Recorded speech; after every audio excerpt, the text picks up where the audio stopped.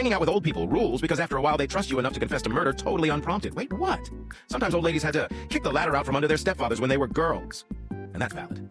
Oh, my little old lady murder story was her replacing the medication in her abusive husband's capsules with rat poison. Back in the day, our grandmothers worked on their marriages and didn't get divorced. Nah, friend, they couldn't get a divorce, so sometimes they killed their funkin' husbands. My grandma murdered her first husband the first time he beat their daughter. Good for her.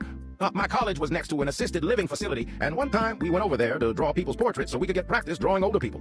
The lady I was drawing idly told me that she dealt quite handily with her first husband while making a stabbing gesture. 5 minutes later, she requested I make sure not to draw her double chin. I honored that request. So when I was a child, my grandmother told all these great stories about growing up in the Alaskan wilderness. Amazing, badass stories about her and my great-grandmother. And I recently asked my mom why my great-grandmother moved from Texas to Alaska in the first place. Turns out my great-grandfather was abusive to my great-grandmother for years, and she lived with that until the first time he hit my grandmother, who was like 3 at the time. My great-grandmother got him very drunk and beat him to death.